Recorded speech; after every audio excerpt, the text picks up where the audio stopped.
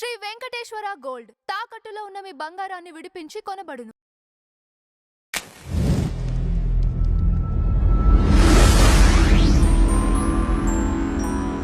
నమస్తే సార్. నమస్తే. పవన్ కళ్యాణ్ గారు ఉప ముఖ్యమంత్రి అయ్యాడు. నేను అవుతానని జడా శ్రావణ్ కుమార్ గారు అనటం జరిగింది. అంతేకాకుండా ఏపీ డిప్యూటీ స్పీకర్‌ని నరికేస్తా, లేపేస్తా అనడం పైన మీ అభిప్రాయం ఏంటి? ఇలాంటి వాళ్ళ పైన ఎందుకు ప్రభుత్వం కఠినమైన చర్యలు తీసుకోవట్లేదు? అంటే నేను డిప్యూటీ చీఫ్ మినిస్టర్ అవుతాను, చీఫ్ మినిస్టర్ అవుతాను, లేకపోతే భారతదేశానికి ప్రధానమంత్రిని అవుతాను అని ప్రతివాడు అనుకోవచ్చు. దాంట్లో తప్పు లేదు.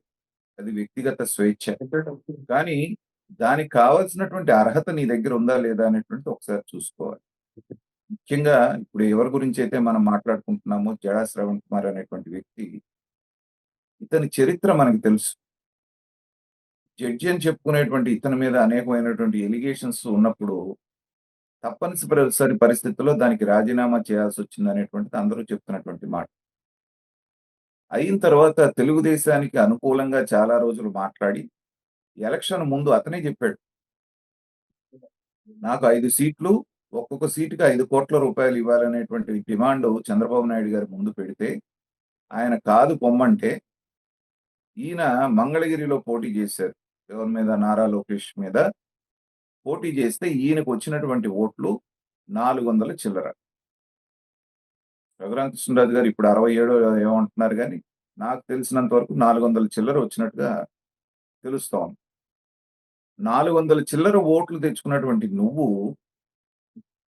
వాళ్ళని రెచ్చగొట్టడానికి క్రిస్టియన్ పాస్టర్స్ తోటి, లేకపోతే దళిత క్రిస్టియన్స్ తోటి ఒక సభ పెట్టి, అక్కడికొచ్చినటువంటి కొంతమంది జనాన్ని చూసి ఒళ్ళు పొంగి నువ్వు మాట్లాడేటువంటి మాటల్లో, నువ్వు డిప్యూటీ చీఫ్ మినిస్టర్ అయినా అవ్వచ్చు, లేకపోతే ప్రధానమంత్రి అయినా అవ్వచ్చు, లేకపోతే అంతరిక్షంలోకన్నా వెళ్ళొచ్చు. కానీ మర్చిపోతుందేంటంటే, ప్రజలు ఓట్లేసి గెలిపిస్తే మాత్రమే నువ్వు ఆ పదవికి అర్హుడివవుతావు అన్న సంగతి అతను మర్చిపోతున్నాడు. 2019 ఎలక్షన్స్‌లో 24 ఎలక్షన్స్‌లో 400 చిల్లర ఓట్లు తెచ్చుకున్నటువంటి జడా శ్రవణ్ కుమారు డిప్యూటీ సీఎం అవ్వాలనుకోవడం అంటే ఏంటంటే, ఉట్టికెక్క ఎగరలేనమ్మ స్వర్గానికి ఎగురుతానంటే ఎలా ఉంటుందో, ఈయన మాట్లాడితే అలాగే ఉంది. కాకపోతే ఏంటంటే, అక్కడ జనాన్ని చూసినప్పుడు ఏంటంటే, రెచ్చిపోయి మాట్లాడాలి కాబట్టి మాట్లాడటం జరిగింది. అయితే నాకు దీని వెనకాల ఒక హిడెన్ ఎజెండా అనేటువంటిది కనబడుతోంది. జగన్మోహన్ రెడ్డి గారు ఓడిపోయిన తర్వాత ఒక బ్యాచ్‌ని తయారు చేసుకొని, ఒక సెట్ ఆఫ్ పీపుల్‌ని తయారు చేసుకొని, మేధావుల ముసుగులో, విశ్లేషకుల ముసుగులో ఉన్నటువంటి కొంతమందిని హైర్ చేసుకొని, అది చాలా క్లియర్‌గా కనపడుతుంది. లేని ఇష్యూని తెర మీదకి తీసుకొచ్చి రాష్ట్రాన్ని అస్థిరత పాలు చేయాలి అనేటువంటి ప్రయత్నం అయితే గట్టిగా జరుగుతుంది. ఆ సెట్ ఆఫ్ పీపుల్‌లో భాగమే ఈ జడా శ్రవణ్ కుమార్. అతను అనుకున్నది చంద్రబాబు నాయుడు గారి దగ్గర జరగలేదు కాబట్టి, చంద్రబాబు నాయుడు గారికి వ్యతిరేకంగా తిరగగానే ఈ వైఎస్ఆర్‌సీపీ అతన్ని బ్యాకింగ్ తోటి నడిపిస్తుందనేటువంటిది తెలుస్తాం. కోతి కొబ్బరికాయ దొరికినట్టుగా ఏదైతే రఘురామకృష్ణరాజు గారు ఉండి నియోజకవర్గంలో ఆకివీడులో జరిగినటువంటి సందర్భం, ఆ గుడి, ఆ డిస్ప్యూట్ ఏదైతే ఉందో, అది ఇతనికి అంది వచ్చిన అవకాశం లాగా వచ్చింది. ఒక పాడుబడిన గుడిని పునరుద్ధరించడానికి ఆయన ఎళ్ళినప్పుడు, ఆయన మీద దాడి చేసి, దాడికి తెగబడ్డటువంటి ఈ క్రిస్టియన్ మాఫియా ఏదైతే ఉందో, క్రిస్టియన్స్‌ని అందరిని అనటానికి లేదు. వాళ్ళలో కూడా చాలా మంది మంచోళ్ళున్నారు. కానీ ఒక ఊరిలో మేము మాత్రమే ఉండాలి, మా చర్చి మాత్రమే ఉండాలి, గుడి కట్టడానికి వీలు లేదు అని భారతదేశంలో, ఆంధ్రప్రదేశ్‌లో అనగలుగుతున్నారు అంటే, అది రాజ్యాంగం వాళ్ళకిచ్చినటువంటి స్వతంత్రం. దాన్నెప్పుడైతే రఘురామకృష్ణరాజు గారు ప్రశ్నించారో, అసలు మీలో లీగల్‌గా ఎంతమంది క్రిస్టియన్స్‌గా ఉన్నారు, మీ కథ తేలుస్తానన్నప్పటి నుంచి ఇది ప్రారంభమైంది. నిజంగా గనక రఘురామకృష్ణరాజు గారు అన్నట్టుగా కన్వర్టెడ్ క్రిస్టియన్స్‌కందరికీ రిజర్వేషన్‌లు గనక పోతే, చాలా మంది ఇవాళ రిజర్వేషన్‌లు అనుభవిస్తున్నటువంటి వాళ్ళలో అవన్నీ ఊడిపోయేటువంటి అవకాశం. ఇది ఇప్పుడు వీళ్ళ బాధ. కాబట్టి దీన్నంతా సపోర్ట్ చేసేటువంటి ఒక గ్రూప్ సాధారణంగానే ఉంటుంది గదా! దానికి నాయకత్వం వహిస్తున్నానన్నట్టుగా ఈయన బయలుదేరారు. బయలుదేరిన తర్వాత హిందీలో చెప్తూ ఉంటారు. చోటా ముహ్ బడీ బాత్ అని చెప్పేస్తారు. ఆయన ఈ స్థాయి తెలుసుకోకుండా రఘురామకృష్ణరాజు గారిని నువ్వు ఆయన్ని బాడీ షేమింగ్ చేస్తున్నావు. సరే ఆయన ఈయన లిల్లీ పుట్ అన్నాడంట. కాబట్టి నువ్వు ఇంతలా ఉన్నావు, అంతలా ఉన్నావు, నన్ను సూట్ అంటావా, నువ్వు సూట్ వేసుకొని రా చూద్దాం. అంటే స్థాయి దిగజారి మాట్లాడేటువంటి మాటలు మాట్లాడటమే కాకుండా నాలిక కోసి పవన్ కళ్యాణ్‌కి పంపిస్తాను. పవన్ కళ్యాణ్ గురించి కూడా మాట్లాడాడు. నువ్వే డిప్యూటీ సీఎం అవగా నేనవ్వటానికి ఏంటి? పవన్ కళ్యాణ్ స్థాయి ఏంటి? నీ స్థాయి ఏంటి? 20, 25 సంవత్సరాలుగా ఆయన తన కెరియర్ నిర్మించుకొని ఒడిదుడుకులన్నీ చూసి దెబ్బలు తిని 2 చోట్ల ఓడిపోయి పార్టీని 10 ఏళ్ల నుంచి నిలబెట్టుకుంటూ వచ్చి ఇవాళ 100% స్ట్రైక్ రేట్ తోటి ఆయన డిప్యూటీ చీఫ్ మినిస్టర్ ఆయన. ఆయన ఇక్కడ చందాలు అడుక్కుంటూ బ్లాక్‌మెయిల్ చేస్తూ బతికేటువంటి నువ్వే. సో, ఆయన స్థాయి రావాలి అంటే ఆయన పడ్డటువంటి స్ట్రగుల్ పడాలి 10 సంవత్సరాల పాటు. జై భీమ్ పార్టీ పేరు పెట్టుకొని ఎంతెంత చందాలు వసూలు చేస్తున్నావో ఒకసారి ప్రభుత్వం దాని మీద కాన్సంట్రేట్ చేయాలి.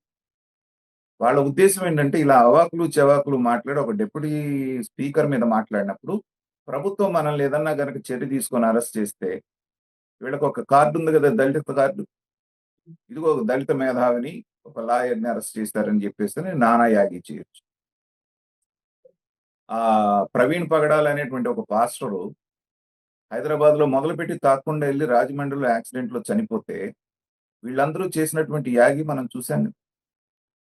కాబట్టి ఇదొక మాఫియా లాగా తయారయ్యి అక్కడ ఉన్నటువంటి ఈ గ్రూప్ అంతా ఇతను, ఆ విజయ్ కుమార్ అనేటువంటి ఐఏఎస్ ఆఫీసరు, ఆ సునీల్ కుమార్ అనేటువంటి అతను, తర్వాత మిగతా కొంతమంది తెలంగాణలో మొన్న మేధావి మాట్లాడాడు గదా! ప్రొఫెసర్ గారు ఆయన, ఇక్కడ ఉన్నటువంటి కొంతమంది మేధావులు, కమ్యూనిస్టు భావజాలం కలిగినటువంటి కొంతమంది మేధావులు, హర్షకుమార్ లాంటి వాళ్ళు, వీళ్ళందరూ ఏంటంటే ఇండైరెక్ట్‌గా ఈ సబ్జెక్ట్ అనేటువంటిది మీదేసుకోవటం అనేటువంటిది ప్రధానంగా కనపడుతున్నప్పటికి ఏంటంటే, ఇప్పుడున్నటువంటి ప్రభుత్వాన్ని అస్థిరపరచాలి. ఈ దళితుల్ని, క్రిస్టియన్స్‌ని ఇప్పుడున్నటువంటి కూటమికి దూరం చేయాలి. పైగా చంద్రబాబు నాయుడు గారిని అక్కడొచ్చినటువంటి ఒకడు మాట్లాడుతున్నాడు. ఒక యూట్యూబ్ పెట్టుకొని మాట్లాడేటువంటి వ్యక్తి. "ఏం చంద్రబాబు నీకేమన్నా కామెర్లొచ్చినియా? వీళ్ళిలా మాట్లాడుతుంటే నీ కళ్ళకి కనబడట్లేదా?" అనేటువంటి ఒక యూట్యూబరు చంద్రబాబు నాయుడు గారి గురించి మాట్లాడుతూ ఉంటే ఒక స్టేజ్ మీద భారతదేశం ఇచ్చినటువంటి రాజ్యాంగం ఇచ్చిన ఈ వాక్ స్వాతంత్రం ఎలా దుర్వినియోగం అవుతుందనేటువంటిది మనం చూస్తూ ఉన్నాం. కాబట్టి ప్రభుత్వం అనేటువంటిది అందులో చంద్రబాబు నాయుడు గారు దేనికి తొందరపడరు. సమయం, సందర్భం కోసం చూస్తూ ఉంటారు. ఇలాగే వీళ్ళు అవాకులు, చవాకులు మాట్లాడుతూ ఉంటే ఏంటంటే ప్రజల దృష్టిలో వీళ్ళు పలచనవ్వటం అనేటువంటిది ఖాయం. ఇప్పటిదాకా ఏంటంటే ఓటర్లనేటువంటి వాళ్ళు చీలిక రాలేదు. ఎవరి ఓట్లు ఎవరికి కావాల్సినటువంటి నాయకుడికి వాళ్ళు వేసుకుంటూ ఉన్నారు. ఎవరు అభిమానించేటువంటి పార్టీకి వాళ్ళు ఓట్లేస్తున్నారు. కానీ ఇప్పుడు ఇలాగే ఇంకో 4 సభలు పెట్టి దళిత క్రిస్టియన్లు అందరమే కూడా మేము జగన్మోహన్ రెడ్డి పక్కనే ఉంటాం. ఈ కూటమి ప్రభుత్వానికి వ్యతిరేకంగా మేము పనిచేస్తామని పదే పదే మాట్లాడారనుకోండి. మెజారిటీ ఉన్నటువంటి ఎవరైతే ఉన్నారో హిందువులందరూ గనక వైసీపీ పార్టీని విలేస్తామని వాళ్ళు గనక ఒక స్టాండ్ తీసుకుంటే వాళ్ళ పరిస్థితి ఏంటనేటువంటిది అర్థం చేసుకోవాలి. అదే రఘురామకృష్ణరాజు గారు మాట్లాడుతున్నారు. కానీ రఘురామకృష్ణరాజు గారు కూడా ఒక జెన్యూన్ కాజ్ ఎత్తుకున్న తర్వాత ఒక స్థాయికొచ్చిన తర్వాత దాన్ని వదిలేస్తే బాగుండేది. కానీ ఇంకా అది కూడా ప్రొలాంగ్ అవుతాం. దాని మూలానే ఇలాంటి వాళ్ళందరూ గూడా అవాకులు, చెవాకులు మాట్లాడటానికి ఒక డిప్యూటీ స్పీకర్‌ని నాలిక కోస్తానంటానికి ఎంత తెంపరితనం కావాలి. కాబట్టి పైగా రఘురామకృష్ణరాజు గారు ఏమంటున్నారు? నిన్న ఆయన ఇంటర్వ్యూ చూసాను. అన్నప్పుడు ఆయన అసలు కంప్లెయింట్ చేయడట. అనిపించుకున్న ఆయన కంప్లెయింట్ చేయాలా? లేకపోతే ప్రభుత్వం అనేటువంటిది సుమోటోగా తీసుకుంటే చూస్తానని మాట్లాడుతున్నారు. సరే ఇక ఆ సబ్జెక్ట్‌లోకి నేను వెళ్ళదలుచుకోలేదు. జడా శ్రవణ్ కుమార్ అనేటువంటి వ్యక్తి ఇప్పుడే కాదు ఇంకా 3 సంవత్సరాలు కూడా ఇలా అవాకులు, చెవాకులు మాట్లాడుతూనే ఉంటాడు. అతను ఏం మాట్లాడినా పర్వాలేదు అనేటువంటిది వదిలేస్తారా? లేకపోతే పిచ్చి పీక్స్‌కెళ్ళిన తర్వాత ఇంకా ఇలాంటివి 2, 3 ప్రయత్నాలు చేసిన తర్వాత ప్రభుత్వం చర్య తీసుకుంటుందని నేను అనుకుంటున్నాను. ఎందుకంటే ఒకసారి అనగానే తీసుకెళ్ళి లోపలేయటానికి చట్టాలు ఒప్పుకోవు. కాబట్టి కొంత అబ్యూజివ్ లాంగ్వేజ్ మాట్లాడాడు కాబట్టి దాని మీద డిప్యూటీ స్పీకర్ హోదాలో గనక రఘురామకృష్ణరాజు గారు ఏదైనా కంప్లెయింట్ రైజ్ చేస్తే ప్రభుత్వానికి ఒక వెసులుబాటు ఉంది. ఆయన కంప్లెయింట్ చేశాడు కాబట్టి చర్య తీసుకున్నాం అనేటువంటి. అలా కాకుండా సుమోటోగా తీసుకెళ్ళండి, లోపలేయండి, నన్నన్నాడు కాబట్టి కక్ష తీర్చుకోండి, లేకపోతే వాడిని ఇది చేయండి అంటం అనేటువంటిది రాజ్యాంగం ఒప్పుకోదు కాబట్టి చూద్దాం ఈ పరిణామాలనేటివి ఎక్కడ పోతాయో. కానీ దురదృష్టకరమైన విషయం ఏంటంటే, ఒక పార్టీ పెట్టి, ఆ పార్టీకి అధ్యక్షుడని చెప్పుకునేటువంటి వాడు 400 ఓట్లు తెచ్చుకున్నటువంటి వ్యక్తి, మిగతా వాళ్ళందరినీ ఛాలెంజ్ చేస్తున్నారు చూసారా? అదే డెమోక్రసీ యొక్క బ్యూటీ. కానీ ప్రజలకి తెలుసు. ఎవరికి ఎప్పుడు ఎలాంటి సమాధానం చెప్పాలో వాళ్ళకి తెలుసు కాబట్టి, సరైనటువంటి సమాధానం సరైనటువంటి సమయంలో ఇలాంటి వాళ్ళందరికీ చెప్తారని ఆశిద్దాం.